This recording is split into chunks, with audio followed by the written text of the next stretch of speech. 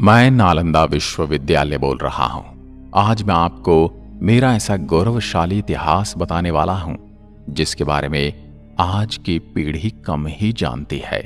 हां, मैं वही विश्वविद्यालय हूं जो एशिया की सबसे बड़ी यूनिवर्सिटी हुआ करता था। लेकिन एक नरभक्षी, पागल, राक्षस, क्रूर और सन की तुर्की शासक बख्तियार खिलजी ने मुझे और मेरे पुस्तक भंडार को जलाकर राख कर दिया था। महीनों तक मैं जलता रहा, किसी ने मेरी सुध नहीं ली।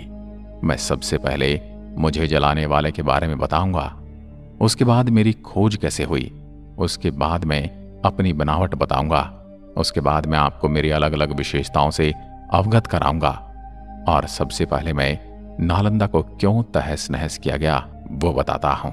मेरी कहानी सुनोगे तो भारत के लाडलों, तो आपकी आंखें भी भीग जाएंगी। क्रंदन भरी आंखें और रुंधे हुए गले के साथ मैं आज सुनाता हूं मेरी कहानी। मेरे प्रांगण में 10,000 से ज्यादा विद्यार्थी पढ़ा करते थे और उनको पढ़ाने के लिए 1600 से अधिक पंडित आचार्य हमेशा मौजूद थे। एक समय की बात है, बख्तियार खिलजी नाम के क्रूर लुटेरे और मूर्ति पूजकों के विरोध की तबीयत खराब हो गई। किसी गंभीर बीमारी ने उसे जकड़ लिया था। उसने अपने नीम हकीमों से बहुत इलाज करवा लिया, लेकिन उसकी तबीयत ठीक नहीं हुई।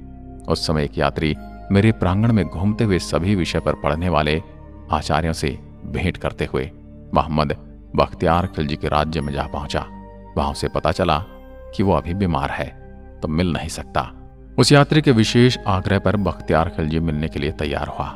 यात्री ने मिलते ही बख्तियार खिलजी को सलाह दी कि विश्व प्रसिद्ध नालंदा विश्वविद्यालय में मेडिसिन विभाग के प्रमुख पंडित राहुल श्री बद्र जी आपका इलाज करके आपको ठीक कर सकते हैं। फिर क्या था, पंडित राहुल श्री बद्र जी से इलाज की इच्छा प्रकट की, लेकिन बख्तियार खिलजी ने एक शर्त रखी थी कि मैं किसी भी प्रकार की भारतीय पद्धति से बनाई गई दवा नहीं खाएगा, क्योंकि ये काफिरों के द्वारा बनाई गई है। फिर कुछ समय के बाद राहुल जी श्री बद्र ने कुरान की प्रति लेकर खिलजी के पास गए और ये सलाह दी कि प्रतिदिन कुरान की प्रतियां आप पढ़ेंगे तो आप ठीक हो जाओगे, ये मेरा दावा है। उसके कुछ दिनों तक खिलजी ने कुरान की प्रतियां दिन में कई बार पढ़ी और उसने महसूस किया कि उसके स्वास्थ्य अब ठीक होने लगा है। उसके बाद उसने पता लगाया कि मैं ठीक कैसे हो गया, तो उसे पता चला कि पंडित राहुल श्री बद्र जी ने कुरान की प्रतियों पर दवाई का लेप लगा दिया था। जिनको पता था कुरान पढ़ने वाले खिलजी हमेशा पन्ने पलटते समय हाथ पर थूक लगाता है, इस माध्यम से शरीर में दवा का असर हुआ और वो ठीक हो गया।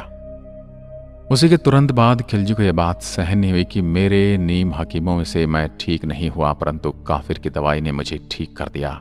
मेरे हकीमों से ज्यादा ज्ञान उन आचार्यों और पंडितों में है। मन ही मन में मेरे प्रति उसके मन में द्वेष पैदा हो गया।